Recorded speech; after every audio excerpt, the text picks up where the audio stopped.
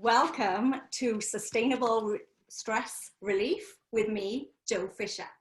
I'm so honoured that you could join me today, and I'm really excited to share with you one of the stress techniques that I teach my clients to use and myself. And funnily enough, I've used this for a very long time. It is backed by research, and it's funny because it relates to a conversation that I had with a mentor of mine probably about 8 to 9 years ago, but I'll come back to that later on. So just before we get into flow, any questions, please keep until the end and we will address them then. I would love to invite you to take a moment just to sit up in your chair, feet parallel on the floor. Just gently lower your gaze to the floor or to the keyboard in front of you, whatever is more comfortable. There's no right or wrong here. And take a deep breath in. And as you do so, feel your chest expand and your shoulder blades melt down your back. Deep breath in, chest expand and out. Beautiful. And last time, deep breath in and out. And return your gaze to one that's comfortable for you. So today, I'd like to set an intention, making this workshop as simple and effective as possible. Is everyone in agreement with that intention? Awesome, I can see those little faces light up. So, who has experienced, pop through that, experienced a situation like this? Oh my gosh. Stress, yeah. What is stress? Stress is the body's way of responding to a perceived threat. Any sense of danger, real or imagined. This is the body's defense system. This is the system known as fight or flight. So in fight, here the body perceives it's under attack and its aim is to survive. So when we were cavemen living in the savannah and we saw the saber-toothed tiger, well, yes, we were going to fight it to survive.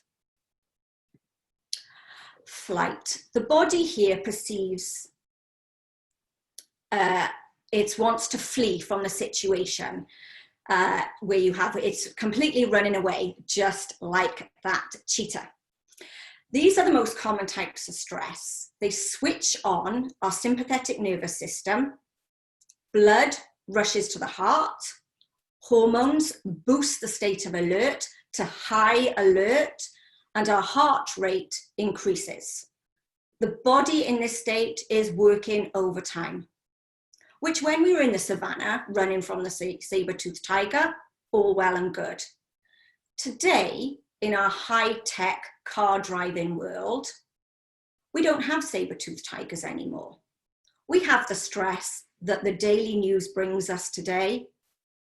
We have the supermarket dash for maybe the toilet roll. And sometimes we have the stress of the internet on the go slow, and maybe that Zoom call on freeze frame are our stresses of the day. Talking of freeze frame, this is another state that I'd like to share with you. A lesser known one, and it is the one where we are paralyzed in fear.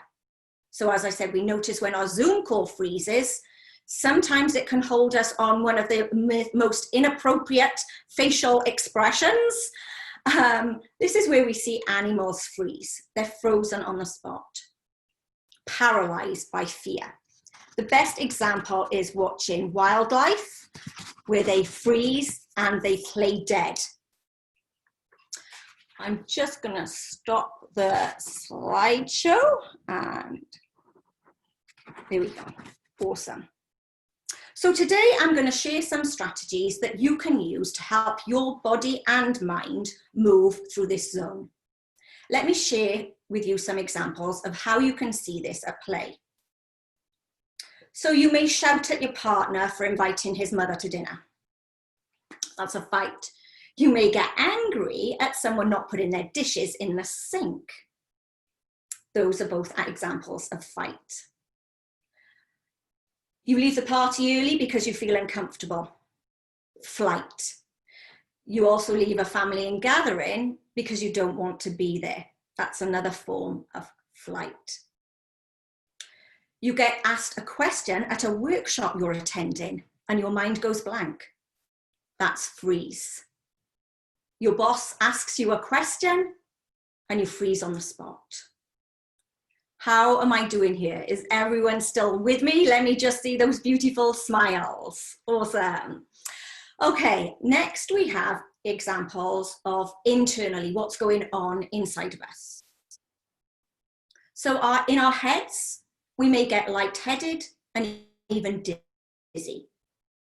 Our eyes, you know, the rabbit caught in headlights scenario, pupil dilation. Our fingers and toes may start to tingle, possibly go cold. We may even sweat. This is a sign that the body is heating up, and sweat is the way of cooling us down. Stomach pains, or jippy stomach as we like to call it in our family. So imagine you're the nervous system and it's like a telephone operator. The nervous system is calling the stomach to inform it that resources have to go elsewhere. So it's kind of, hello stomach, I'm sorry, your resources have to go elsewhere. Please hold the line until I can reconnect you. Then your stomach goes on hold. The pains, the jelly-like feeling, the knots in the stomach, that starts to kick in. Your stomach is placed on hold. It's listening to the drawling telephone music. While the system, also known as your body, is sending resources elsewhere because right now the priority is not to digest food. Heart. Your heart's job is to ensure that oxygenated blood is delivered. It's aware of this high alert situation and knows it has a job to do.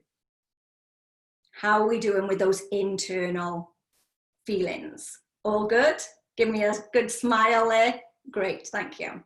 So how do we deal with stress? I'm just going to take a drink of water. If we decided today you were going to run a marathon, you're going to have to do something that you've never done before. So you need to change your habits and your actions, which may at first look like putting on your runners. Maybe just walking around your front lounge. Next, you may go outside for a bit, walk down the garden path, maybe start a little bit of a jog, go back. Still walking around your home from time to time with the runners on. As you progress, you're running regularly and you're doing a great job. You may wish to involve a trainer to make sure that you are on the right track because you know you are on the superhighway for this marathon that you are heading for. During this time, you may pull a muscle. That's your bump in the road. You know what you have to do to fix the muscle? First, you do the basic first aid treatment that you're familiar with. And then if that doesn't heal, you seek out professional help because you are committed, driven, and passionate about running and completing this marathon. Such is our relationship with stress. It comes at us every day, ebbs and flows, highs and lows. If we have not taken on a training program, how are we expected to handle it? It would be like getting up from your front lounge on the first day, and if I put my runners on, I know that I would end up with blisters all over my feet. I probably wouldn't make it to the end of the road. My face would be bright red and my heart would be pumping like I don't know what. There is simple action to be taken here. And like a training program that elite athletes endure, it is one of consistency. You see, you were born to handle stress.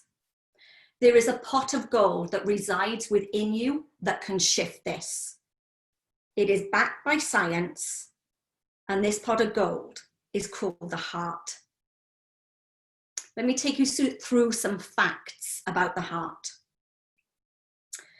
The heart sends more information to the brain than the brain sends to the heart. The electromagnetic field of the heart is about 5,000 times stronger than what your brain emits. Have you ever felt someone's presence when you've walked into a room and felt, oh, I want what they're having? Or on the other flip side of the coin, gone into a party and thought, oh, I don't like this atmosphere here, I want to leave. That's where you felt the coldness. So people can feel you. The last fact is the heart is the core of our intuitive state.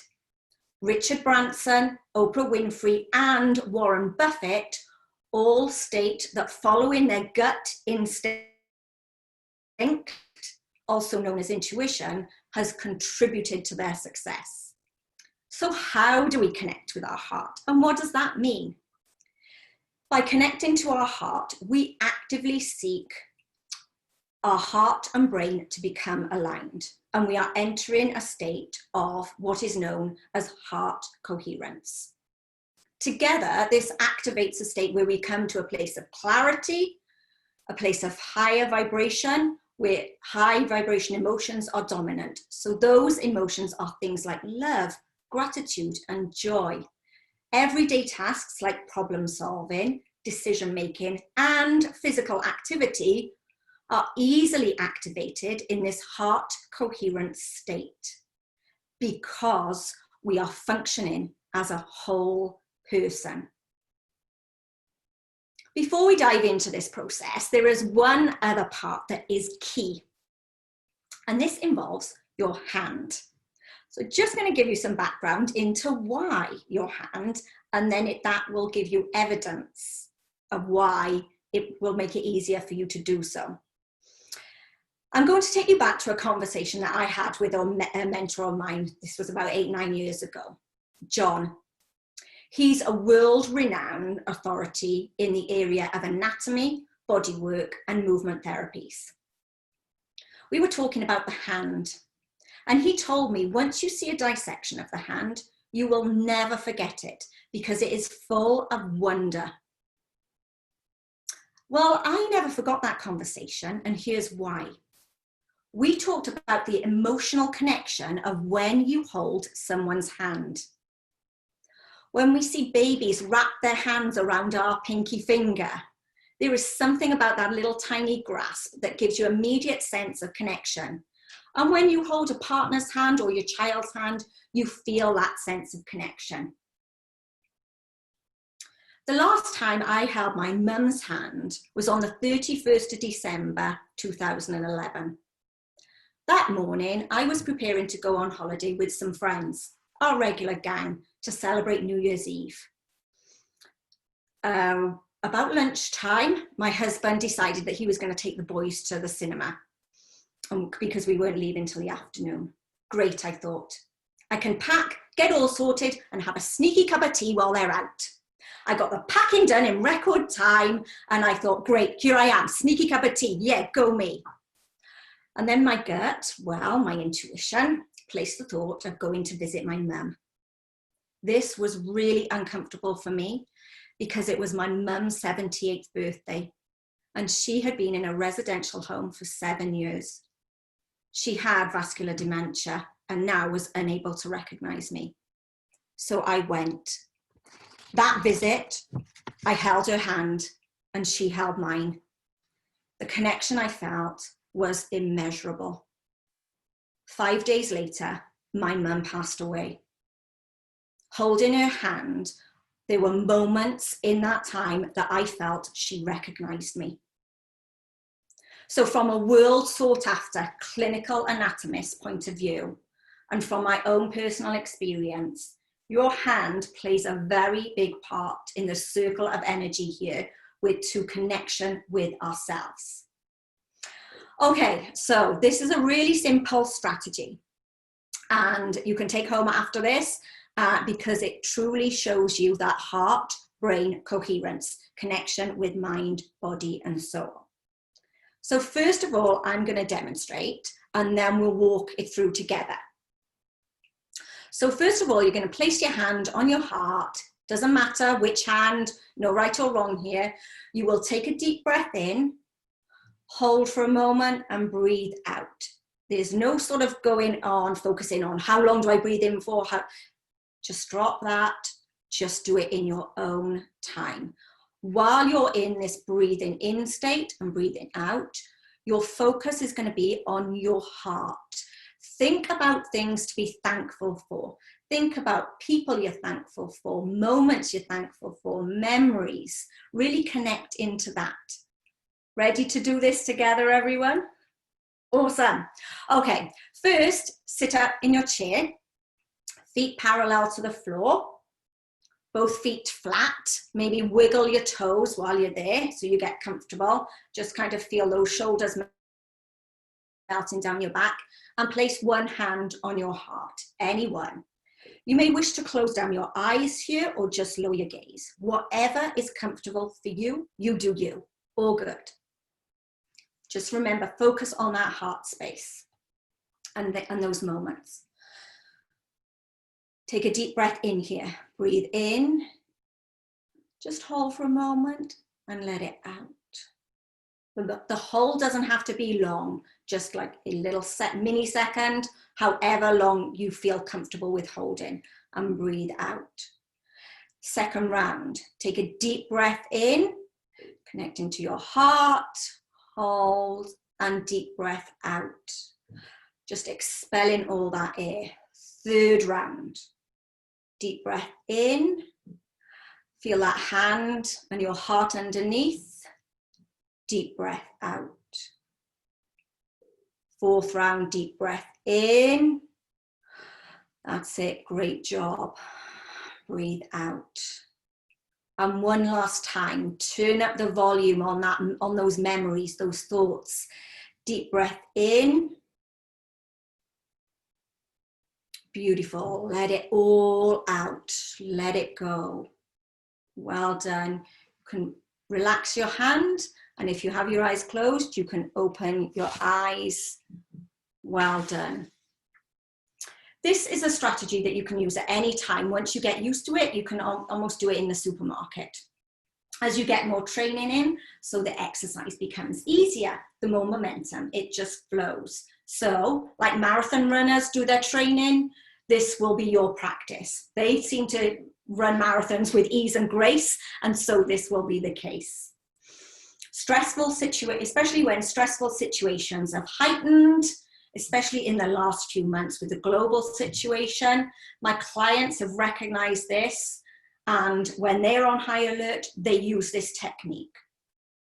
Using this technique, you can choose whenever you use it. A great time to start getting into training, so we're in the state of where you want to just put your runners on and start the marathon, is when you go to bed at night. When you're lying in bed, just place your hand on your heart, just for a few moments. This is about getting into the habit. And it's not about doing the marathon run, but just putting those runners on and starting off. Because they know when you can achieve sustainable stress, this is a long game. This is not a short-term band-aid, because we all know what happens when you rip the band-aid off. Not very painful. So to wrap up here, the first organ to be formed in the body is the heart.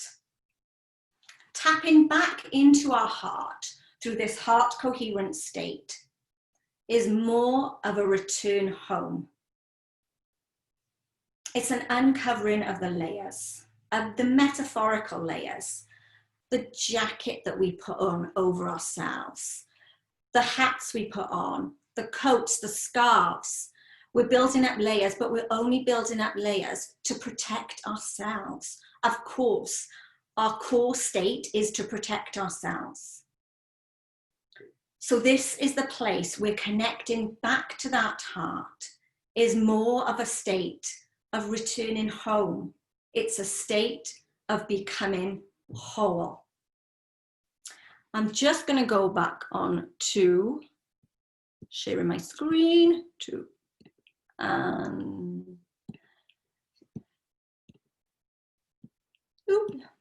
There we go. So there's some client love. And there is a super stress master session. And actually, I'm going to stop sharing and see if you have any questions.